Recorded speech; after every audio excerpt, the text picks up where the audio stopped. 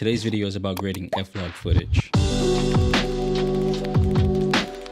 In my YouTube search, to learn as much as I could about the FujiFilm X-H1, I found that most of the creators I watched stated that grading F-LOG is, in a few words, tough, that it is hashtag hot garbage, especially on the X-H1, being that it was the only Fujifilm camera I was searching up on at the time that had log capabilities. So this video is specific to the Fujifilm X-H1, as I've not used F-LOG on any other Fuji cameras. But whenever I'm shooting with my Sony cameras, I use S-Log, straight S-Log with no customizations to the settings, or a variation of S-Log customized in a way which helps cut down on color grading time while ensuring I have S-Log's dynamic range. Now, dynamic range is how well a camera can read the lightest and darkest parts of your image. The better the camera's dynamic range, the more detailed information you will see in the highlights and shadows when applying your base colorations or base corrections. Think of color grading as shooting with a natural flat profile, but you have to do a few edits in the end by doing a base color grade to add and balance out the shadows, midtones, highlights, and saturations of the image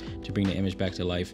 Basically coloring and darkening in the dark parts of the image to make it look better. Then you're gonna add a secondary grade or correction to stylize the footage without it falling apart. In general, grading log footage is a whole thing that takes time and can be frustrating, especially when trying to color in or match the colors from clip to clip, where the scenario, white balance, dynamic range, or the dynamics of the scene in general are very different, and it is easy to overdo it. Now with F-LOG specifically, I've not heard good things, that it is very difficult to grade it compared to the other log profiles out there. With my limited knowledge of color grading, I'm going to attempt to grade it and see if I can get a good enough image to use for YouTube based on my preferences, which is, subjective. So to test this out, I recorded 3 scenarios, each with a focus on dynamic range or shooting in dynamic scenes in a non-scientific way. So I'm testing it out non-scientifically to see whether the footage is gradable and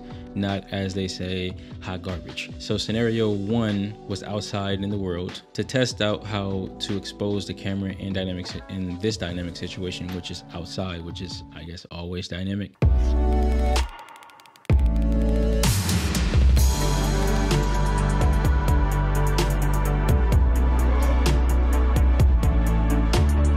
And scenario number 2 was in my kitchen, where it is easy to crush the shadows due to lack of light.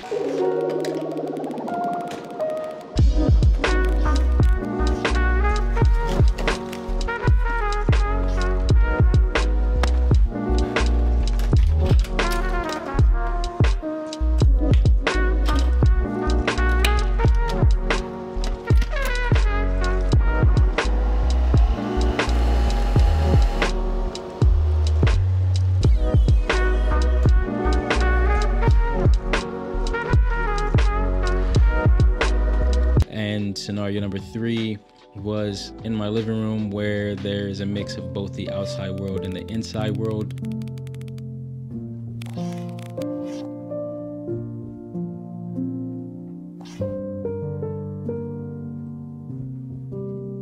I overexposed a couple of the clips to see if I was able to bring back the highlights and the shadows, or bring back the detail or see detail in the highlights and shadows. Overall, I actually liked it. I'm going to spend a little more time working with F-LOG to try and create a film recipe that works for what I'm going for and see what I can make of it. I'm going to test it out and push it and bend it and see what I can do with it. But remember, all of this is based off my own subjective experience, and with that, I approve of F-LOG. As of right now, what else is there to say? Oh, if you are still debating whether to buy the Fujifilm X-H1, you can check out this video right here. And that is it for today. I want to thank you for joining me. Stay awesome.